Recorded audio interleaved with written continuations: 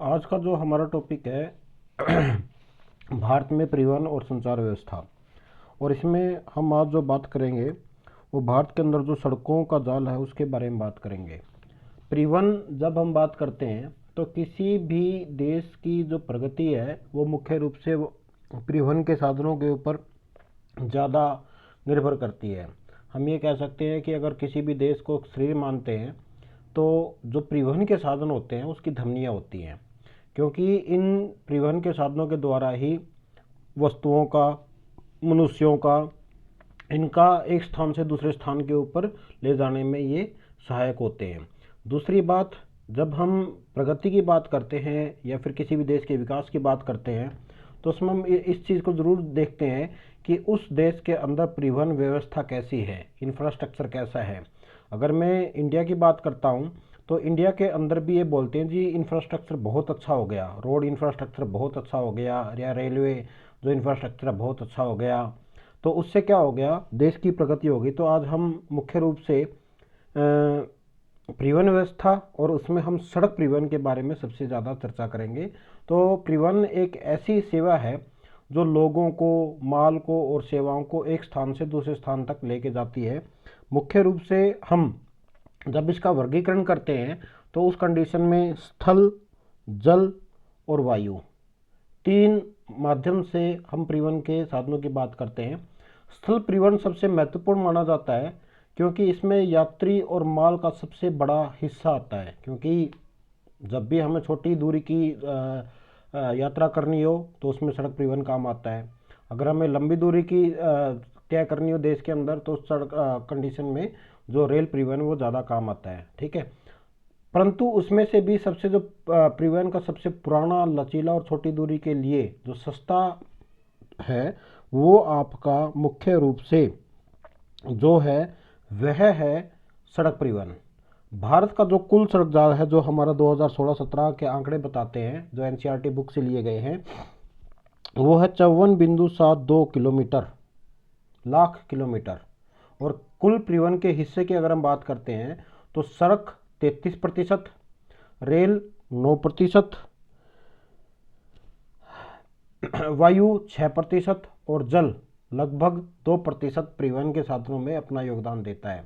अगर मैं आज के टाइम के 2025-26 के आंकड़ों का बताता हूँ तो कुल सड़कों की लंबाई जो अब तक है लगभग 63 लाख किलोमीटर है, जिसमें से राष्ट्रीय राजमार्ग लगभग 1.46 किलोमीटर के आसपास हैं, ठीक है। उसके बाद जब हम आगे बात करते हैं सड़कों में, मुख्य रूप से जो देश की आर्थिक विकास के लिए सड़क परिवहन एक महत्वपूर्ण साधन है, क्योंकि यह हर रूप से क्या करता है, चीज़ों को प्रभावित करता है, ठीक है।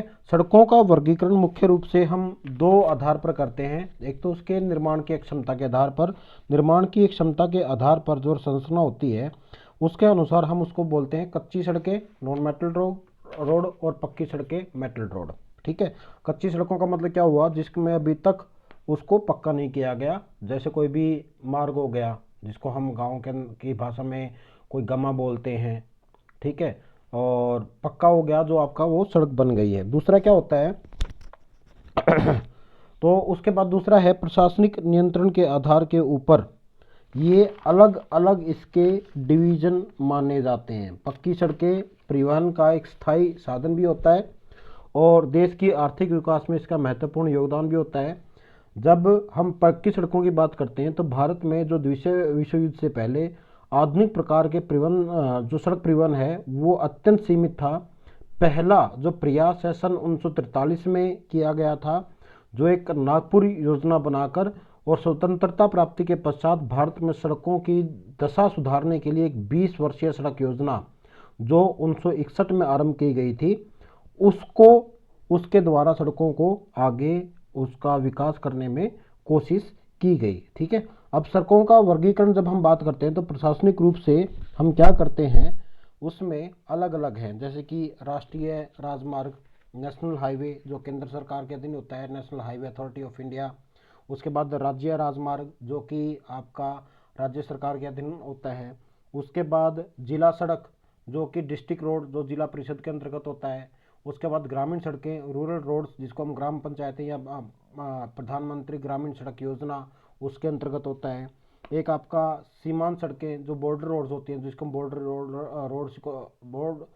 रोड ऑर्गेनाइजेशन के नाम से जानते हैं।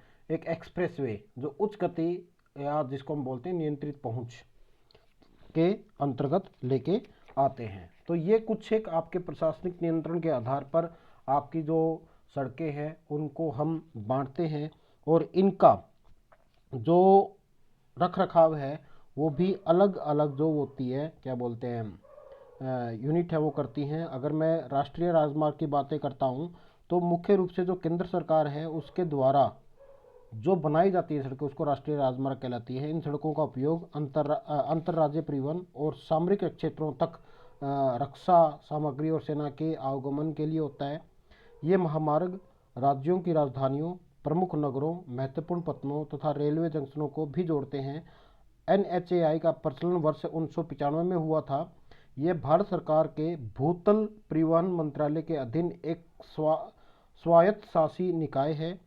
इसका जो मुख्य कार्य है जो राष्ट्रीय महामार्गों का विकास है, रख रखाव है और उनके जो प्रचालन का दायित्व है वो सौंपा गया है। इसके साथ ही यह एक राष्ट्रीय महामार्गों के रूप में निर्दिष्ट सड़कों की गुणवत्ता में सुधार के लिए एक शीर्ष संस्था के रूप में देखी जाती है। ठीक है, राष्ट्रीय राजमार्ग के निर्माण, प्रबंधन एवं रख रखाव की जिम्मेदारी भारत सरकार द्वारा निभाई जाती है एवं जो इसका नियंत्रण है केंद्रीय लोक निर्माण विभाग CPWD उसके द्वारा किया जाता है। ठीक है, जो राष्ट्रीय राजमार्ग हैं उनकी लंबाई लगभग 1,03,933 किलोमीटर है, जो कुल सड़कों की लंबाई का प्रतिशत 1.92% है। ठीक है, तो ये इसका एक वो है। उसके बाद हम जब इसको देखेंगे, इसमें आपके 4 महानगर हैं ये जोड़े गए हैं। ये एक्सप्रेसवे का एक एग्जाम्पल है। दिल्ली, कोलकाता, चेन्नई, मुंबई, एक गोल्डन क्वाड्रिलेटरल जिसको स्वर्णिम चतुर्भुज के नाम से जाना जाता है वो आप लोगों को दिखाई दे रहा है। भारत में सड़कों का अगर हम जाल की बात करते हैं तो राष्ट्रीय राजमार्ग है वो 1,03,933 किलोमीटर लंबे हैं, जो कुल सड़कों का लगभग 1.92% है। उसके बाद राज्य राजमार्ग आते हैं जिनकी कुल लंबाई 1,61,487 किलोमीटर है, जो कुल प्रतिशत का रोडों की 2.83% है। उसके बाद अन्य सड़कें आती हैं जिसमें आपके डिस्ट्रिक्ट रोड्स आ गए या फिर आपके विलेज रोड आ गए। उनकी जो लंबाई है 52,07,044 किलोमीटर है, जो लगभग 95.24% है। कुल जो लंबाई है 2015 के आंकड़ों के अनुसार 54,72,464 किलोमीटर है, जो कि पूरे भारत के अंदर अलग अलग क्षेत्र में इनका जो घनत्व है वो अलग अलग है। अगर हम अपडेट की बात करते हैं तो राष्ट्रीय राजमार्ग अब तक लगभग 1,46,572 किलोमीटर लंबाई क्षेत्र पर बन चुके हैं। ठीक है, तो उस कंडीशन में जो ये 2014-15 के आंकड़े हैं इनके से लगभग 61% की वृद्धि हो चुकी है। ठीक है, उसके बाद जब हम आगे बात करते हैं मेजर एक्सप्रेसवे इन इंडिया, मुख्य रूप से जो डाटा आता है आगरा लखनऊ लगभग 302 किलोमीटर लंबा है, यमुना एक्सप्रेसवे 165 किलोमीटर लंबा है, मुंबई नासिक है 150 किलोमीटर लंबा है, अहमदाबाद वडोदरा है 95 किलोमीटर है, मुंबई पुणे है 94.5 किलोमीटर लंबा है, जयपुर किशनगढ़ 90 किलोमीटर लंबा है। ये किलोमीटर के अंदर लंबा है मेजर एक्सप्रेसवे जो इंडिया के अंदर काम कर रहे हैं। ठीक है, तो आप लोग इनको क्या देख सकते हो कि किस प्रकार से एक्सप्रेसवे बने हुए हैं। उसके बाद हम बात करते हैं कुछ एक राष्ट्रीय राजमार्गों की। National highway authority of India मैंने आपको बताया था 1995 में स्थापित किया गया था। राज्य की राजधानियां, प्रमुख शहर, बंदरगाह, रेलवे और रक्षा मंत्रालयों को जोड़ता है। जो आंकड़ों के अनुसार नेशनल हाईवे नंबर 7 वाराणसी से कन्याकुमारी है, ये सबसे लंबा माना जाता है 2369 किलोमीटर। NH 8 है 2026 में। अब से सबसे लंबा जो रेल मार्ग जो सड़क मार्ग है वो नेशनल हाईवे नंबर 44 है, श्रीनगर से लेकर कन्याकुमारी तक, जिसकी जो लंबाई है वो 3745 किलोमीटर है। जो इसमें आंकड़े दिखाए गए हैं अभी तक वो 2016-17 के हैं।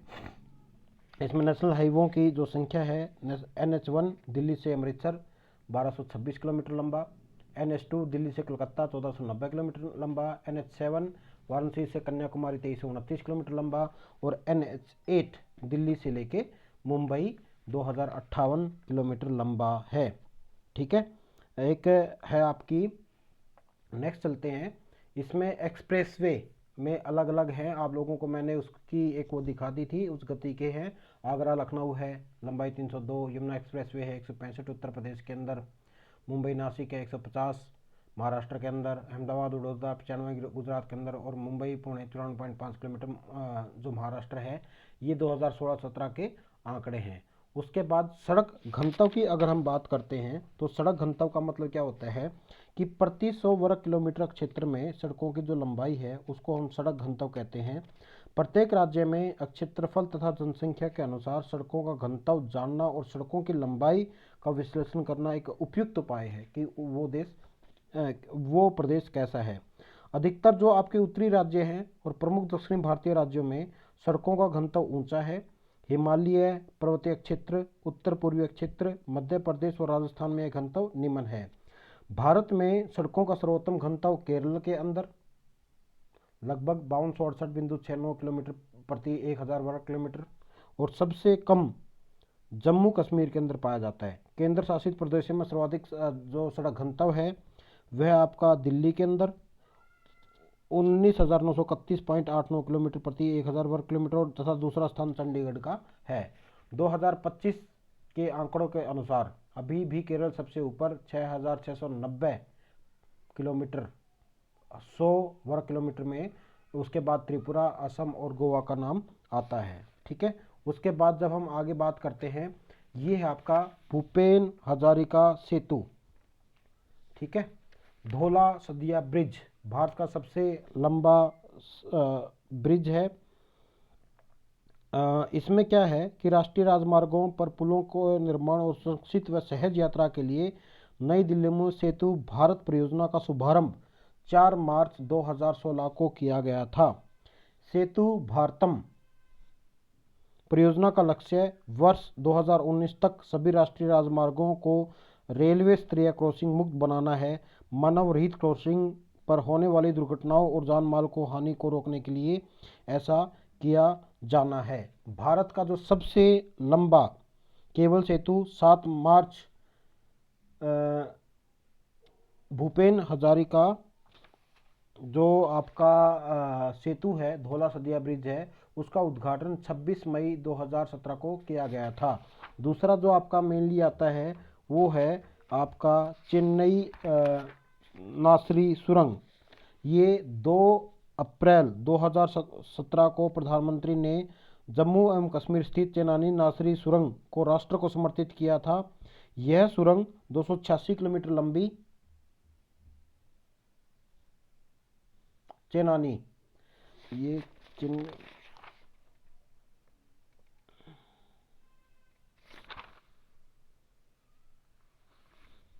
चेन्नई नासरी सुरंग है, भारत की सबसे लंबी सड़क सुरंग है, 9.2 kilometre. National highway 44 Jammu Srinagar पर है और अप्रैल 2017 में इसका उद्घाटन किया गया था। सेतु भारत परियोजना 2016 में सभी रेल क्रॉसिंग को के ऊपर पुल बनाना, ये आपके कुछ एक फोटो चित्र हैं। अन्य जो महत्वपूर्ण योजनाएं हैं उसमें प्रधानमंत्री ग्रामीण सड़क योजना, ग्रामीण इलाकों में हर मौसम में सड़क, सीमांत सड़कें, border record road organisation, Asian highway network ESCAP project और हरित राजमार्ग नीति 2015, जिसके अंदर 29 सितंबर 2015 को हरित राजमार्ग नीति 2015 का शुभारंभ किया। पौध रोपण, प्रत्यारोपण, सौंदर्यीकरण एवं रखरखाव इस नीति के उद्देश्य हैं। राजमार्ग में गलियारों को समुदायों, किसानों, निजी क्षेत्रों, सरकारी संगठनों और सरकारी संस्थानों की प्रतिभागी के माध्यम से हरियाली को प्रोत्साहित करना शामिल है। इस नीति में ग्रामीण क्षेत्रों में 5 लाख लोगों को रोजगार मिलने की उम्मीद है। और जो पहली LNG बस है वह आपकी 8 नवंबर 2016 को कोची में शुरू की गई थी। ठीक है, तो ये है आपका भारत के अंदर सड़कों का जाल, और भारत में जो सड़कों का जाल है वो बहुत ही अच्छा है। और जो आपकी, जब मैं LNG बस की बात कर रहा हूँ तो 8 नवंबर 2016 को केंद्रीय पेट्रोलियम एवं प्राकृतिक गैस मंत्रालय द्वारा देश की पहली द्रवीकृत प्राकृतिक गैस ईंधन से चलने वाली बस का तिरुवनंतपुरम में शुभारंभ किया गया। यह LNG बस Petronet LNG limited, Indian oil और टाटा मोटर्स के संयुक्त प्रयास के तहत प्रारंभ की गई थी। तो आप लोगों को वीडियो कैसी लगी आप लोग कमेंट बॉक्स में ज़रूर बताएं। चैनल को सब्सक्राइब कर लें, अपने साथियों के साथ शेयर कर लें और अच्छी जो जानकारी के लिए मेरे साथ जुड़े रहें। बहुत बहुत धन्यवाद।